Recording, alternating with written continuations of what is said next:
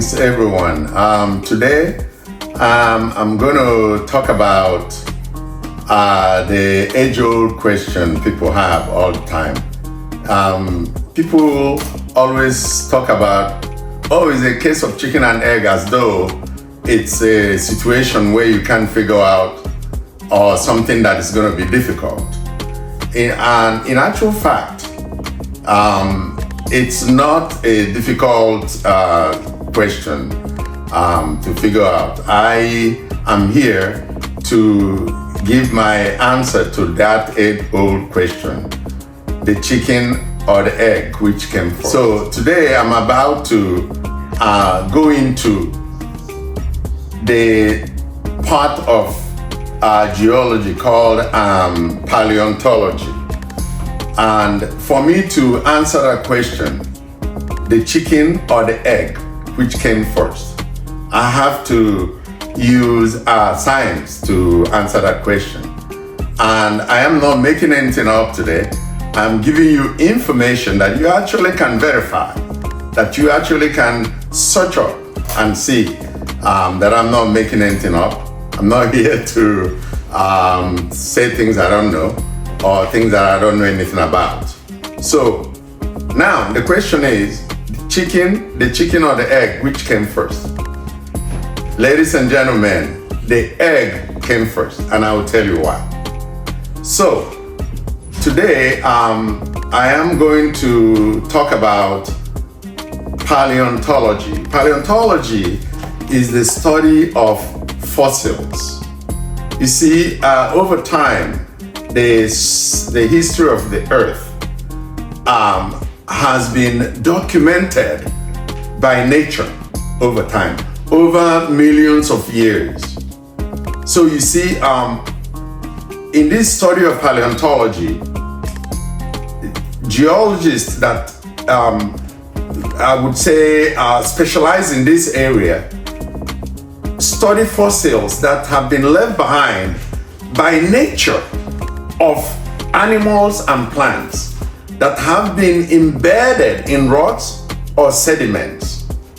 So what happened is that over the years, when these animals died or plants, they fall and they lay it down in a place. Depending on the situation, some of them get preserved in one form or the other.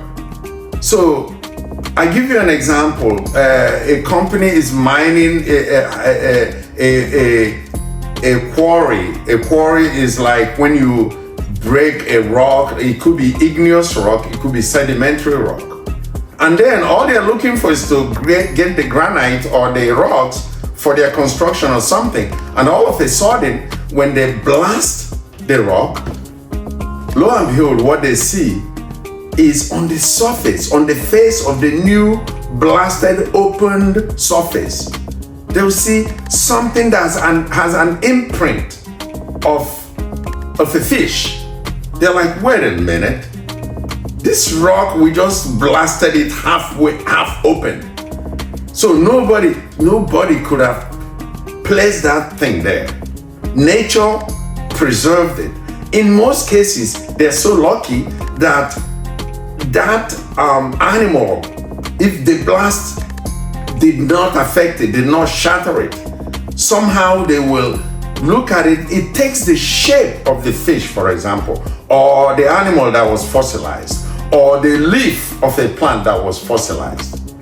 That is how paleontology now does.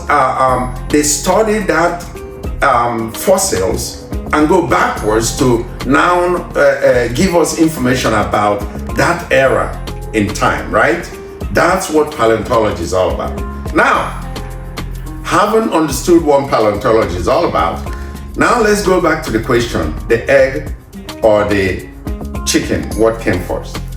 I will take us back a little bit in the evolution of things, the evolution of living things, evolution of plants, animals, but I'm going to stay with the animal kingdom here because, yes, a bird is an animal, right?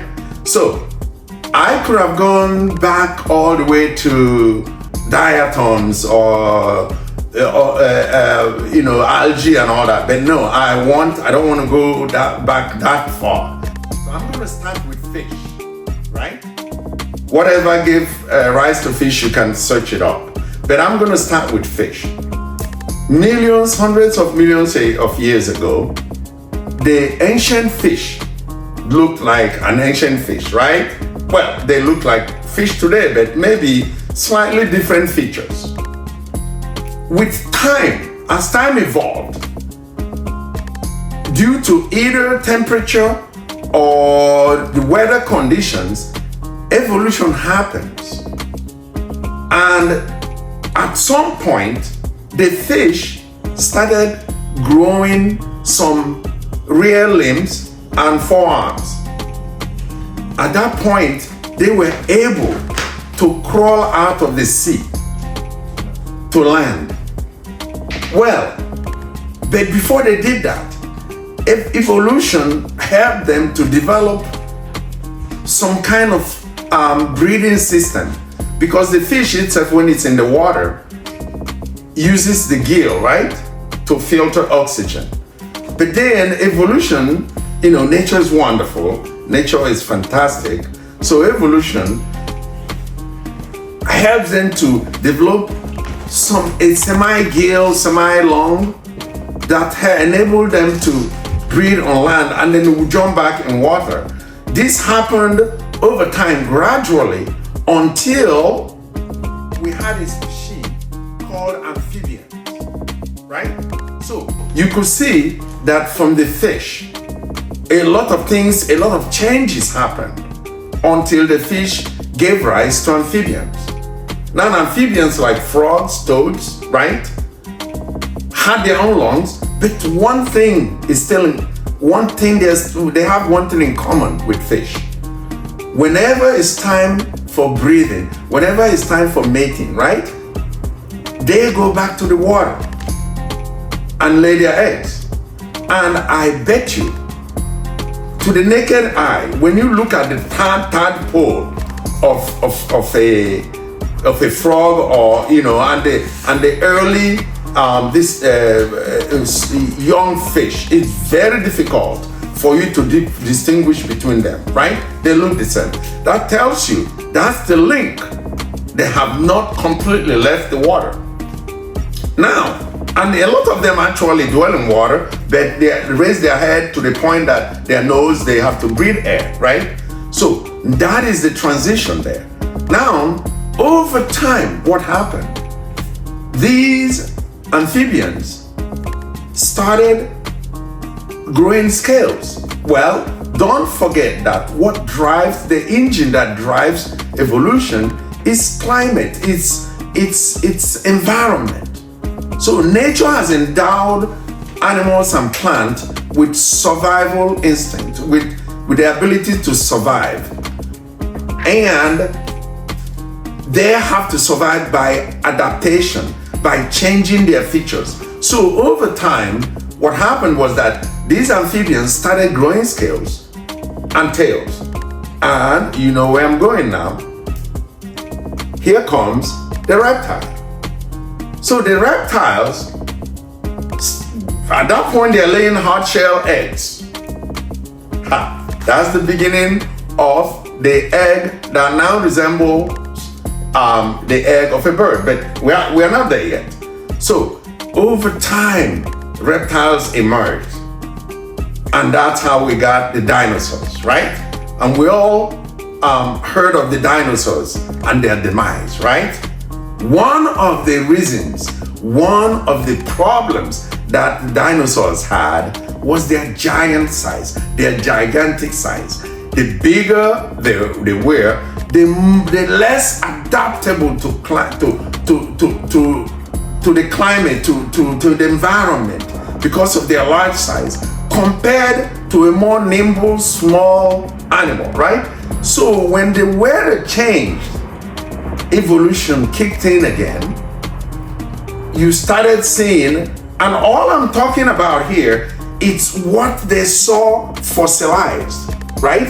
What they saw in fossils. They noticed that these dinosaurs now started getting smaller and smaller in size to a point that they have excavated a lot of fossils of dinosaurs that started looking like birds. Smaller, they had scales on their feet, and they had wings. Now you see, I'm sure a lot of you watching this video would have heard of flying dinosaurs, right? These dinosaurs had beaks, they had legs, and with scales and wings. They were flying, they were still dinosaurs, but they were birds in transition. And in fact, a lot of fossils showed early stage of transitioning to bird and showed advanced stage of transitioning to bird. All these have been seen in fossils. And finally, what happened? We had the full bird. But then again, don't forget the question at the beginning. It was about the egg and the chicken, which one came first, right? Now you see where I'm going with this. So the early bird that emerged from the evolution of the flying dinosaurs, from dinosaurs that were already laying hard shell eggs, right? So now you can see that the early bird evolved into different species to the chicken we have today. And the egg gave rise to the chicken, right? So now you can see it's been established. There's no debate about this. The egg came first. Ladies and gentlemen, I hope you enjoyed this video. Please share and comment and raise awareness and let everybody see this. Thank you.